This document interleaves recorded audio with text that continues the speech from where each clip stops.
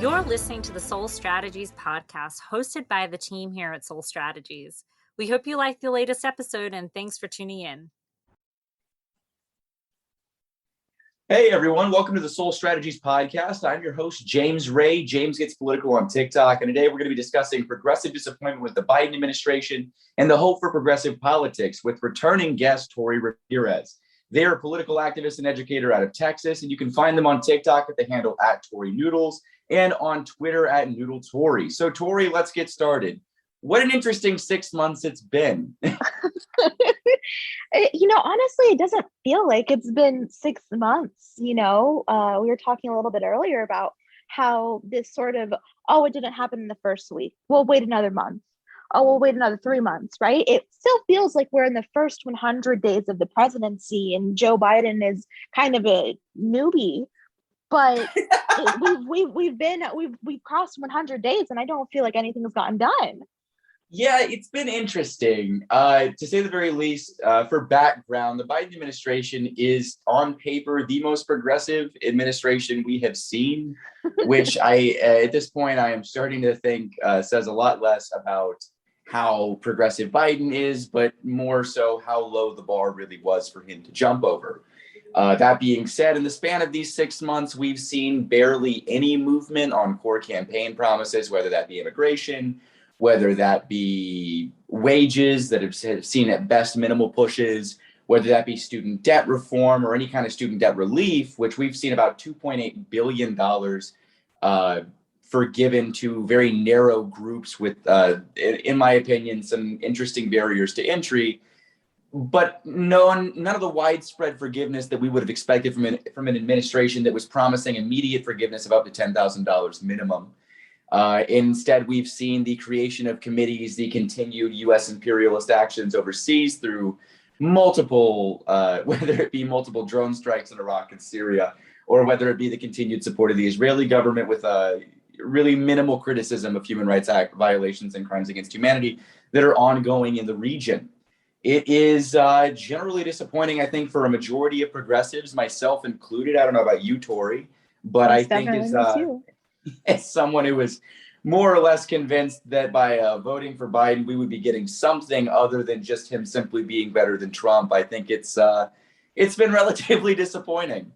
Well, I wish I could say I'm disappointed, and I feel bad that I kind of saw this coming. I think you mentioned earlier about how on paper Biden's the most progressive president we've had. And I remember during the election during 2020, right? The party platform that Biden was running on was the most progressive party platform ever written. However, every step of the campaign trail, Joe Biden continued to separate himself further and further from the stuff he committed to on paper. We saw, publicized healthcare turn into the public option, turn into, I haven't heard anything about any sort of socialized healthcare. We've seen the Green New Deal turn into, we'll continue to keep on fracking, to, I don't know anything about that. The Gulf of Mexico is on fire. Meanwhile, I wish I could be disappointed, but I'm honestly not surprised. And if anything, I'm just sort of annoyed because a lot of progressives were voicing these concerns, being like, hey, I'm still going to vote for Biden. I don't really like what happened to Bernie in the primaries, but things aren't looking too good. I don't think Joe Biden's our progressive woke king that we're hoping him to be. And, establishment Democrats and liberals will be like, oh no, you guys are overreacting. You guys aren't looking at the data points. Here we are, past 100 days into the presidency. I haven't seen a lot of results. No, and we have seen mild success on things you would contemporarily expect from a Democratic presidency. We're seeing, job additions. We're seeing vaccination rates increase slowly. We're a little bit behind track, but nothing I think too horrendous or nothing I didn't expect out of this country, given the politicalization of vaccination that we've seen specifically regarding COVID. That's so much more of a sociological issue rather than Joe Biden issue. I think we were talking the other day about how Joe Biden is trying to take credit for things that are just happening in the world. You mentioned this hot dog thing or Fourth of Oh July yeah. food plate thing. Yeah, go ahead. Yeah, well, it's really important to note that it was ridiculous for a number of reasons. Over the 4th of July, the Biden administration was discussing how America is back, or America is back together, which I think from a progressive lens is an interesting comment at best. From a Because I conservative think, lens too. yeah, it seems Biden might be living in a different universe than us, but God bless him for figuring out how to live in it. What I would say during the 4th of July, even disregarding those messages, there was White House messaging about the reduction in costs of your average 4th of July meal. For those of you wanting exact numbers, just to really demonstrate the audacity of this, they were celebrating a 16-cent reduction in overall cost.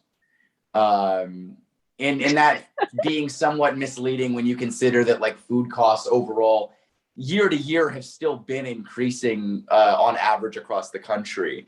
We've seen some small offsets if you're able to cherry pick which foods you're using to categorize a July 4th meal. But, overall, we're still seeing food costs outpace wage growth as far as the minimum. And we're still more, I think, problematically, not really solving any of the structural issues for workers beyond a meal for a holiday. It seems odd to me. Well, especially because there's no real concrete, like connection between the food costs being lower and any policy Joe Biden has like passed. Yeah, I would be very hard pressed I would be interested to see where the White House is pulling the figures from, or pulling their sources from that would demonstrate how a Biden policy really led to a reduction in food costs of those specific food groups. But at that point, I think we'd be getting way too far into the weeds to disprove the Biden administration on a 16-cent difference. And I think that's kind of the beauty of that, to put it colloquially, that's the beauty of that flex, is that it's so absurdly insignificant that I don't even want to waste time fact checking it. So I guess they win in that regard, but it's nonetheless fascinating, I think, seeing the Biden administration do this. Hey, you're listening to the SoleStrategies podcast. Take a moment to listen to some of our esteemed champions and their takeaways from the program. And I'm glad that I was a part of that I had the opportunity to even be involved with that, with some legitimate organizations that help people who want to do right by other people, by communities. Utilize my resources, utilize my networks. The last month, I've had some tremendous things happen. It's your time to become a leader. Go to SoleStrategies.com to find out more. There is something to be said there, right? Where it's just so marginal and insignificant. Why would we want to pay attention to it? And, this is what establishment Democrats and center-left liberals do to progressive change, right? Where we ignore the structural issues because things seem okay. But the things that we were raging about last summer, right? Things that we were marching in the streets, people were saying that we were writing about, they still exist, even though we have a different guy in office. The only difference is this guy has better optics and is a little bit nicer. Yeah, and I think that's an interesting point to be made, specifically in regards to Black Lives Matter protests. Depending on the crowd you were in, I heard abolish the police and I heard defund and divest. And either way, I was in the abolish ICE crowd too. I heard an abolish ICE crowd too. Yet here we seem to be. But I mean, like as far as policing, the Biden administration and their updated proposed budgets have proposed almost double the amount of money for police hiring programs. They've been proposing, at least rhetorically, increasing police funding for the sake of better training, which is absurd to me for a number of reasons. Some of the best funded and best trained police forces in the world in the United States tend to be the most problematic, for one. You don't have to look much further than Los Angeles and New York City. Yeah, I mean, LAPD, I think this past week actually I think confiscated like a bunch of fireworks. And once they were in LAPD's possession, they set them off. And like, I don't know if they killed anyone, but I think people were injured and it caused significant damage. Yeah, well, to clarify, the LAPD seized several hundred pounds or several tons of explosives, put them in a truck in a low-income community, and decided that the best way to get rid of the explosives was lighting them off en masse in a single explosion in the middle of the street, which is, I'll admit, as someone who was in a fraternity, I can understand the line of logic that might have contributed to that. But I think however, the you don't dumbest have the college training students, and you don't have the training and supposed funding needed to go ahead and have that logic. I don't want my police officers to have the same logic as fraternity brothers. No, God forbid that the world, the society would love crumble. To the frat brothers though, y'all are cool, but I appreciate that.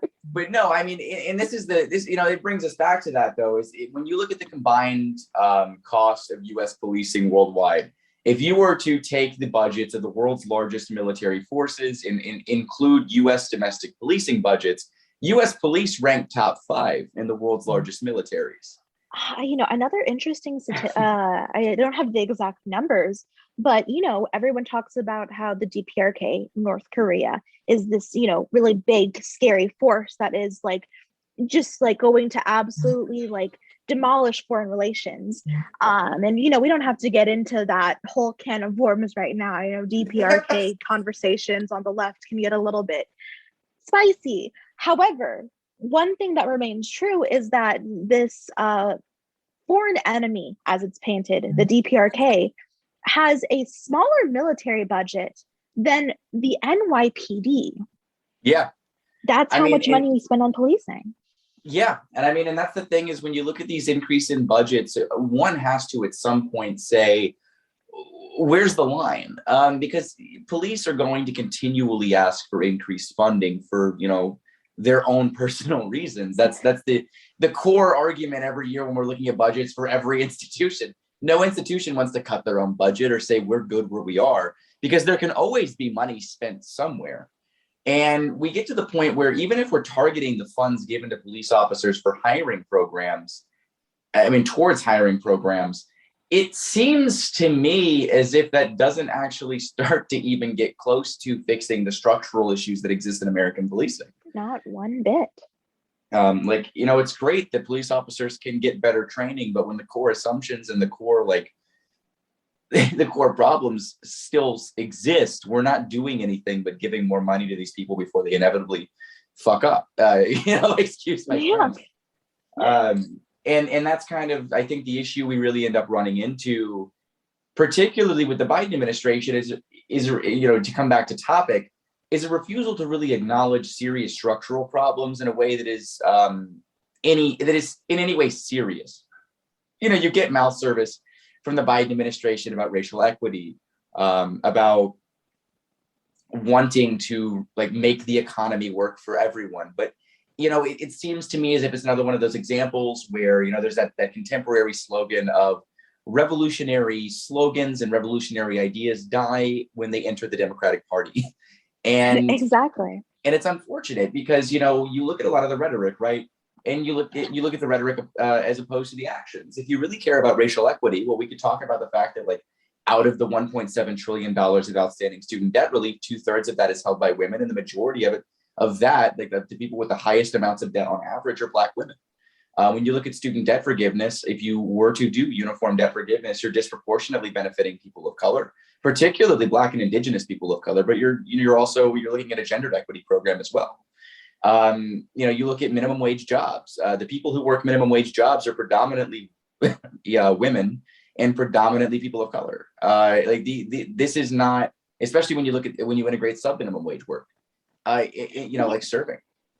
And a lot of these structural changes could functionally do the things that they're messaging, but for some reason they're unwilling to even really meet near the middle on some of these issues.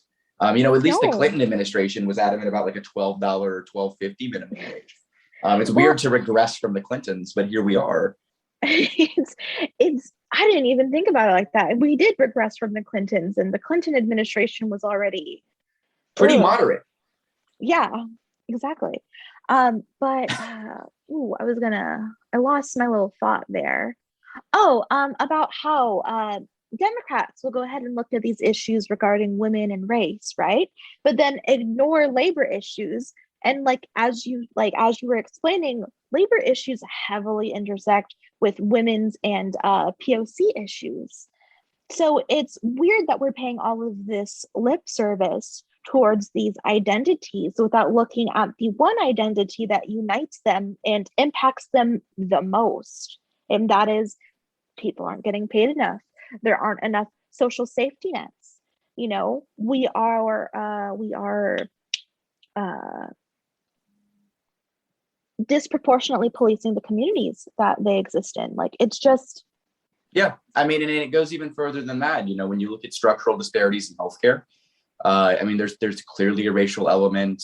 Healthcare is actually a really good example. When you look at educational attainment, when like all of these things that are progressive issues for primarily economic reasons have mass racial components and intersectional components outside of even that. I mean, and that's kind of the issue I feel when we're looking at the Biden administration in these first 6 months, is we're noting a lack of real intersectional structural thought and the preference, I guess, or the preferred status of uplifting at best maybe aesthetic changes for the most part. Now, and that's not to give the Biden administration no credit. It is definitely better than the Trump administration, but to be fair, that bar is in hell, and that's probably not the best standard.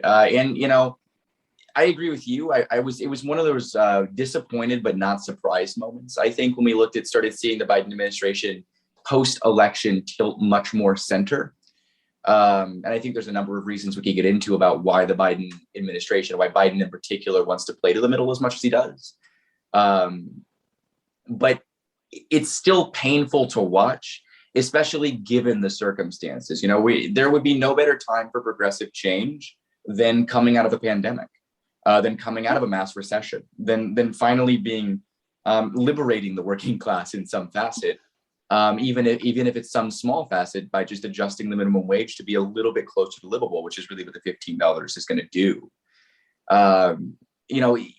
These are just basic core campaign promises, and it's odd that we're not even getting kind of what was offered. We're kind of just getting mouth service. Yeah, I mean, like in regards to climate justice, I'm reading this book called Refusing Death by Nadia Y. Kim. And this was written during the Trump administration, but I haven't seen anything significantly change under the Biden administration, where LA is one, I didn't know this, but LA is a big source of oil in America. There's a lot of fracking that goes on in there. And as a result, it provides a lot of jobs to mainly the immigrant working class that's mainly Latino and Filipino. And they are disproportionately diagnosed with asthma. Their children are born unhealthy. And a lot of this could have been solved. And, it's a racial problem, it's a class problem, if we could have fulfilled on some of the Green New Deal promises, but those people are still out there fighting to go ahead and get those companies regulated. But the Biden administration and other establishment Democrats are just turning a blind cheek to it. Yeah, and I mean, and even in the working, even in the kind of like working, what we contemporarily describe as like the Rust Belt in Appalachia, that it's that same diagnosis, right? You have coal country completely left out pretty much from what we've been able to see of like massive like sweeping policies. This idea of kind of this lost red like area, I think, has permeated into the Biden administration in a way that we haven't really seen any real economic or infrastructure oriented plans that specifically target problems you see in Appalachia, which is high rates of like illness and cancer. We have carcinogens and lead in the drinking water in Appalachia and many communities. Like you have water that is by no means safe to drink. And these are fairly basic. I mean, you have Wi-Fi disparities as well. Like internet access is kind of critical in the modern age. And, you have all of these just general disparities that have relatively easy fixes. That, infrastructure is purely a money line issue. You put enough money behind an infrastructure project, it will get done, as long as you have competent management.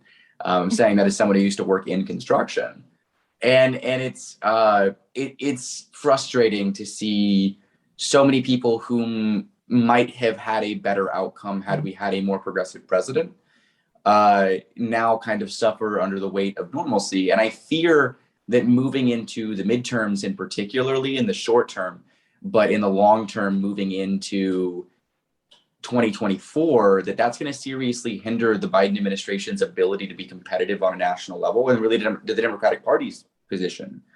Democrats only have a majority in the Senate because they have the vice president. It's a 50-50 split.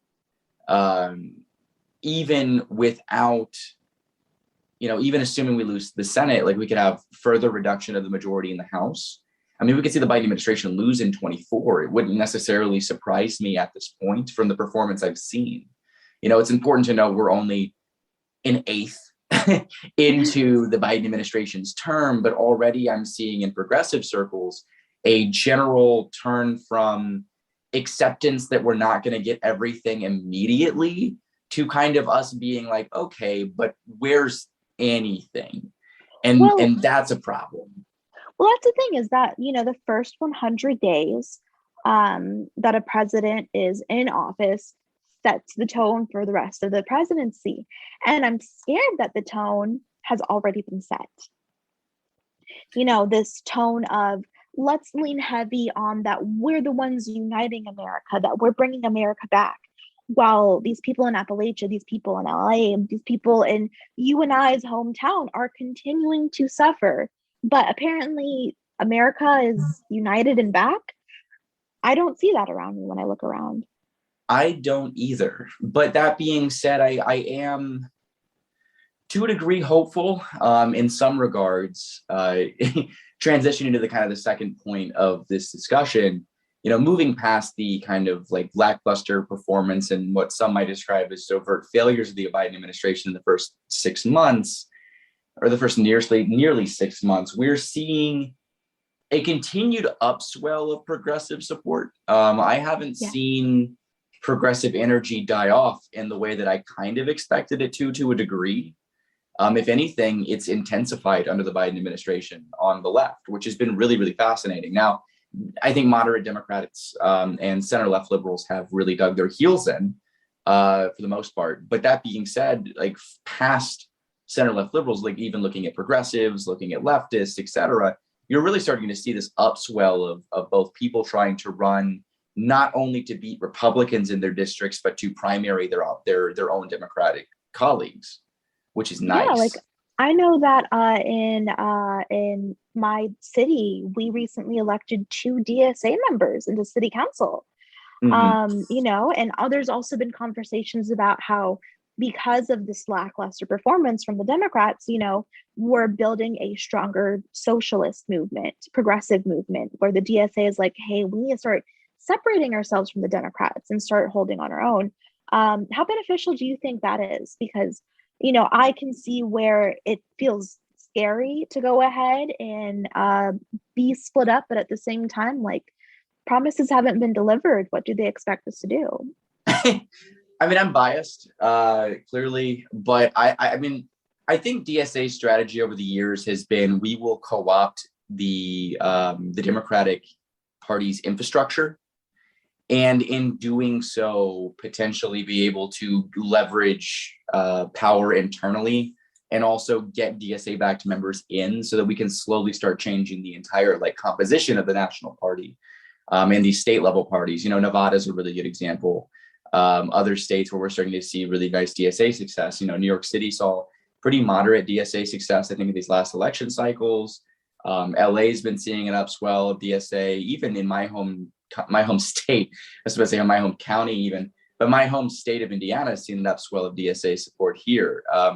Not as crazy as I would hope, of course, but you're still seeing an upswell of support for DSA. I think strategically DSA is doing the right thing.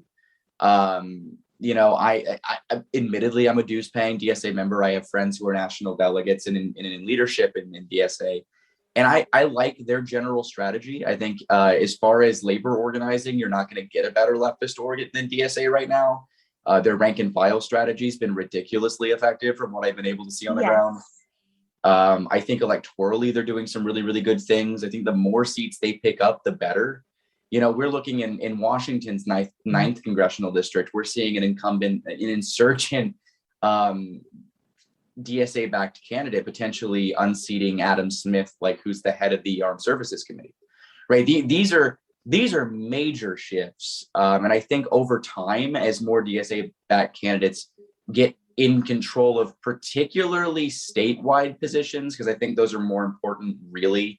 I've always been kind of the opinion that statewide legislating bodies and statewide organizing is probably more important than national, as far as like building infrastructure. But I think, you know, we're looking at victories for DSA on a state level already, and we're seeing a certain fight on a national level that I think is interesting. Whether it be Stephanie Gallardo campaign in Washington, whether it be Nina Turner in her home state, where, you know, we're looking at these like insurgent kind of progressive candidates who are even going up against moderate Democratic opposition and finding that they're doing fairly well because there's discontentment with that party. And DSA's backing and support is obviously helpful in that. I think with Nina Turner in particular, I think DSA is huge. But you're starting to see progressives really build out infrastructure in a way that they haven't. And I think that's really, really cool. You know, we'll see, I guess. It's one of those things where we won't really know how successful it's been until like 10 years down the line minimum. Yes. But as of right now, I'm very optimistic, all things considered. Same here. I'm definitely more optimistic seeing, you know, that DSA is like continuing to build some more power and get more support. There is like you mentioned earlier, like I don't think the fire has necessarily died out so much. It hasn't gotten as much media coverage, but you know, people that were showing up to DSA meetings and orgs, they're still showing up a year later. You know, people are looking at the material conditions and being like, oh, the only thing that has changed is figureheads. And there are, you know, progressives coming into office being like, hey, I'm like you, and I want to see material change too. So, you know, as much as I don't like how the Biden administration is continuing to play into the do nothing Democrat trope, I think it is pushing a lot of people left, which is exactly what we need. No, I mean, I agree completely. And I you know, obligatory plug. I mean, SoleStrategies has been doing a lot of really interesting things for progressive candidates nationwide, whether it be several candidates on the East, a few candidates in the West, and a lot of people spread in between. You know, we're looking at national level campaigns. There's a handful, and then a lot of other things scattered throughout. And I think as a progressive org, we've been seeing significant growth, and we've been seeing significant interest, particularly because there is an upswell of campaigns that really want to do well and want to maximize their choices of winning, which is something we do provide. Well, I mean, most progressive candidates that I've shaken hands with, you know, I've met Bernie Sanders before, right? Every time I've shaken hands with a progressive candidate, and I've met other politicians as well, is they've always felt like people. They've always felt human to me because, like, you know, not to sound like, you know, now after school special, but they care. And people are, you know, are feeling so alienated from politics. They no longer want to feel that alienation anymore. And that's where progressives are really able to go ahead and swoop in and be like, listen, I grew up in the same neighborhood as you. I grew up in a worse neighborhood than you. So you know, your people are my people. And we want to go ahead and get something done. No, and I agree. And I think also we've started seeing, and it's finally, this dismantlement of like the old school political pedigree. Yes.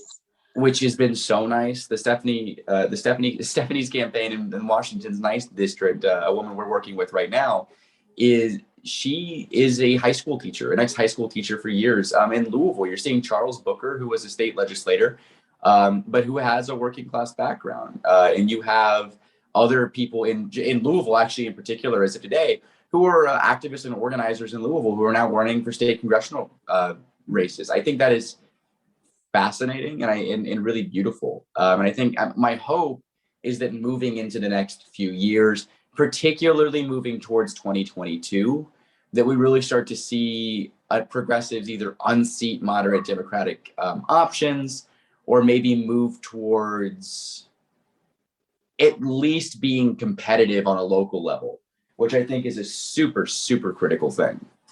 Yes. I mean, like, friendly reminder to everyone like listening, please be as active as you can in your local elections. I would argue being active in your local elections and local politics consistently is more important than the one time you voted in 2020 or 2016. This really affects the people around you even more than federal electoralism. Oh, absolutely. I mean, with that being said, I think that's actually a pretty good place to end it, I would say. Yes. So once again, thank you, Tori Ramirez, for coming onto the show. For anyone who's listening, if you're interested more in their work, you can find them on TikTok with the handle @ToriNoodles or on Twitter @NoodlesTori. Regarding us specifically at SoleStrategies, we have Instagram, Twitter, TikTok, whatever you need. And you can find me @JamesPolitical on TikTok. And you can also find me on Twitter. But anyway, thank you again, Tori, for coming in. And I hope you have a wonderful day.